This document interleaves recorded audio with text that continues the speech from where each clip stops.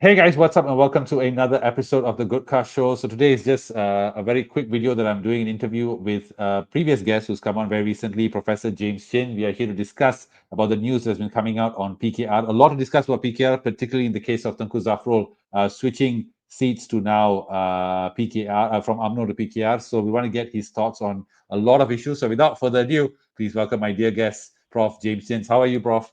Good evening. I'm good. So we'll go straight into it, Prof. Tengku Zafrul has resigned from UMNO and wants to join PKR. What do you think about it? Is it good for politics? Is it good for the Madani coalition? So I think this is one of those no surprises political games in Malaysia. It's been all over the news since February this year. Everybody knew that he had to leave UMNO for a very simple reason that his senatorship will end very, very soon. And under the Malaysian system, you can only be appointed senator twice.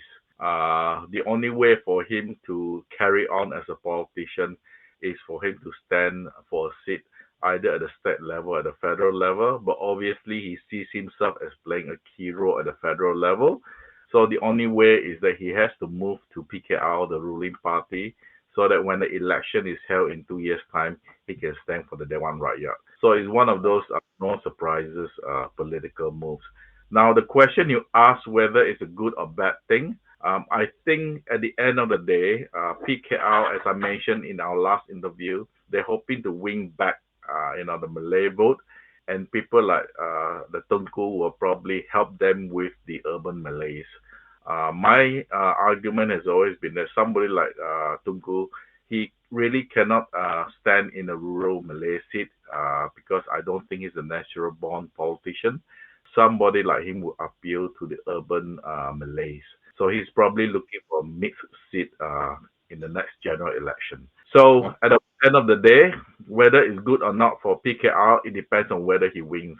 If he wins, then it'll be a very good for PKR. If he loses, then we're back to square one. okay. Now, in terms of what we are seeing now, I mean, Rafizi has come out. I mean, since our last interview, of course, elections was done, and Rafizi had lost. But he has sort of said that. I mean, he said clearly that he will not be taking any position. According to him, he was offered a second deputy president role, which he declined.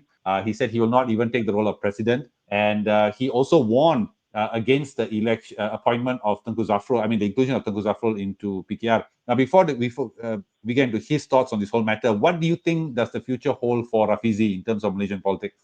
Oh, in some ways, I would argue that Rafizi is actually in a very strong place politically. So now he can speak out on any issue because he's no longer a minister. One of the problems being a minister is that you have a thing called the cabinet collective responsibility. So you cannot speak about key political decisions made, and you have to agree, at least in public, with cabinet decisions.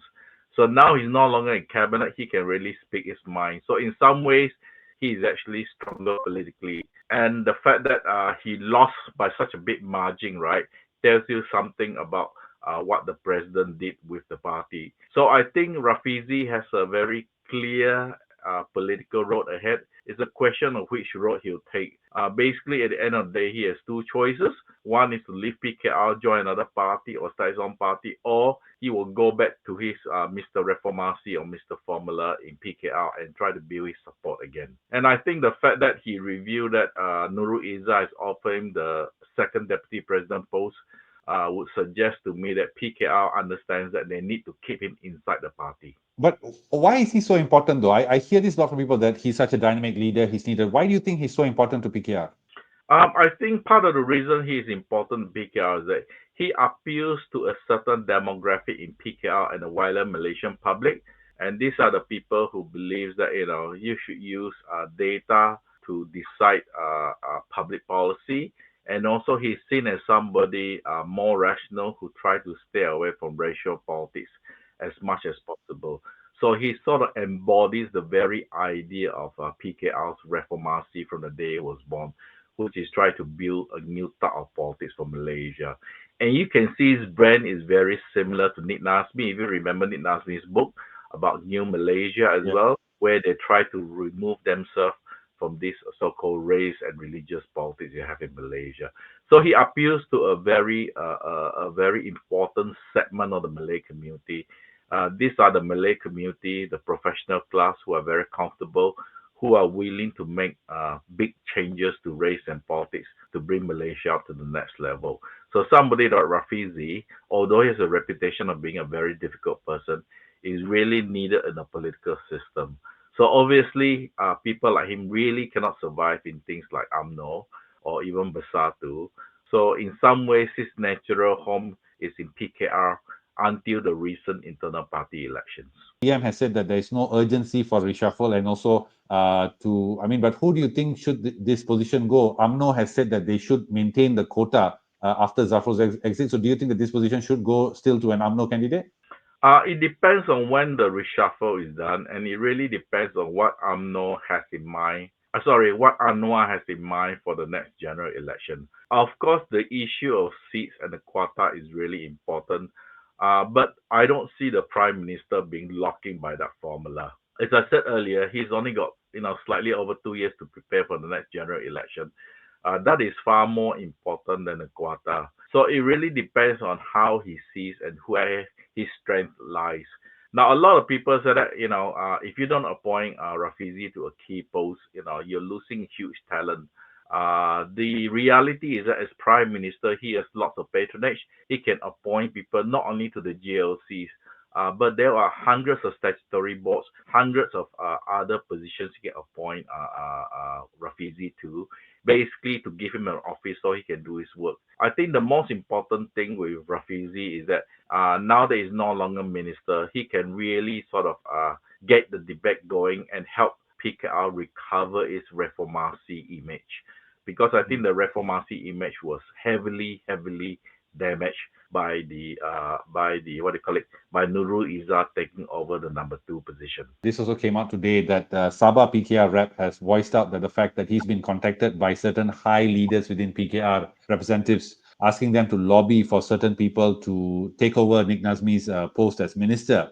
And of course, according to this Sabah PKR person, he said that he voiced that he's concerned for the party's, commitment to reformasi and reforms in all of this. But basically what they're trying to do is get the party support to pitch to Anwar that they should be the one replacing Nick Nazmi. Do you think this is the right way for PKR to go?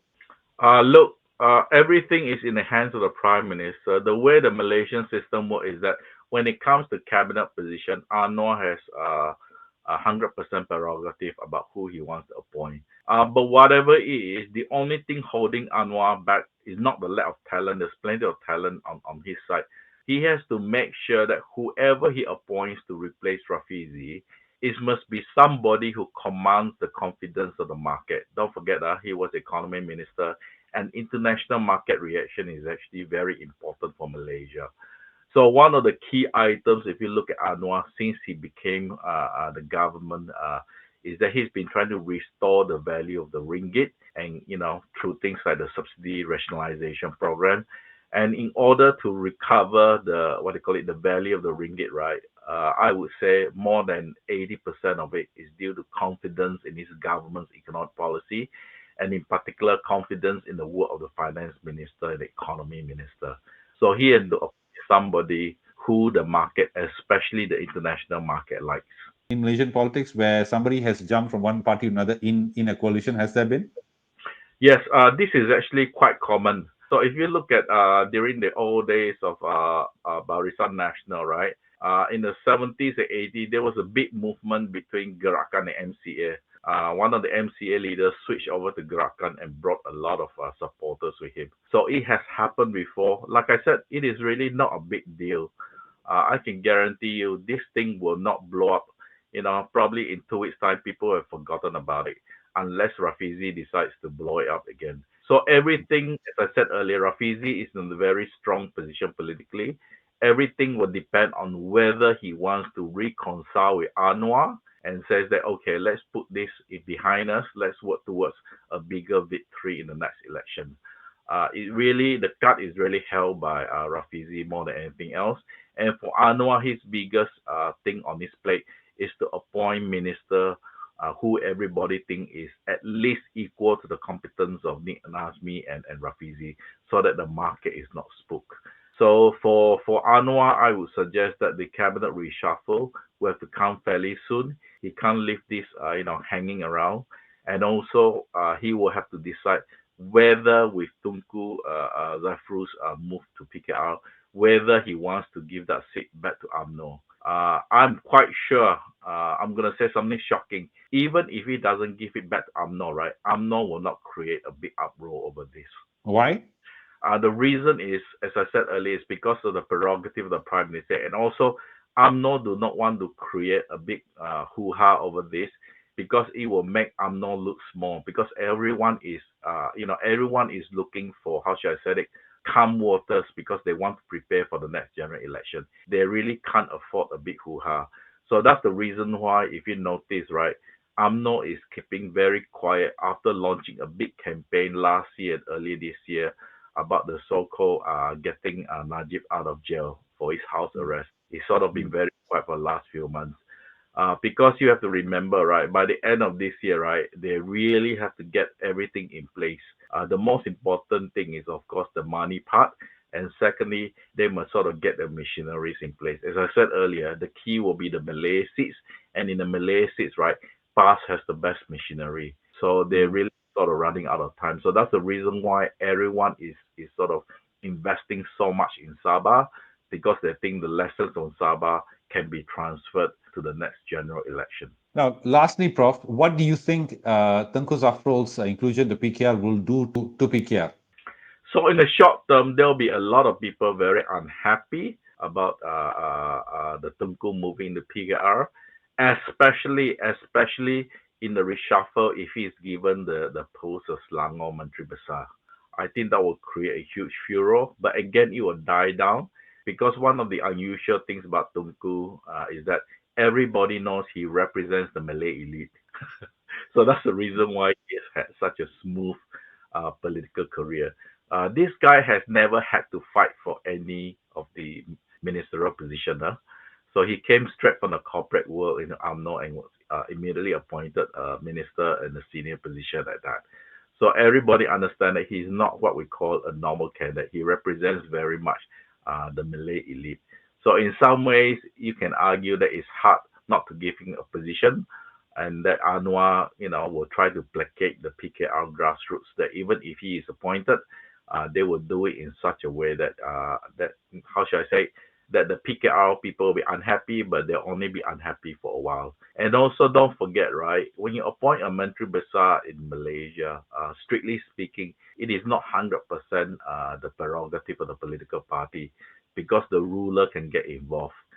Sometimes the rulers show their hand very, very openly. For example, we know that in the case of Johor, right, the person who was first nominated never ended up with the job. Mm. And I know we saw that also happening recently, not very long ago, where Anwar's wife was formally nominated and she didn't get the job as well. Yeah, yeah. Okay. Thank you so much, Prof. I know you take. Thank you for accommodating my quick request and so coming on. I hope you're. I hope you come on again. So good night Yeah, and thank you, Prof, for your views. I will definitely be back because in Malaysia we live in interesting times. Yeah, yeah, please. And I can't wait to host you again. So I'll definitely contact you soon. Take care, Prof. Good night. Have a good night. Take Good care. night. Take care. Bye. So, guys, that was Prof. James Chin again. So nice, so sweet of him to come on with such a short request by me. I think I texted him today afternoon, and here he is today. So, guys, if you guys have any thoughts, please share in the comments. These are interesting times, as Prof. James Chin said. Interesting to see people jumping here, jumping there, and the changes in Malaysia's political scene as we head to the next general election. So, see you guys. Well, I'll see you all soon. Take care. Bye.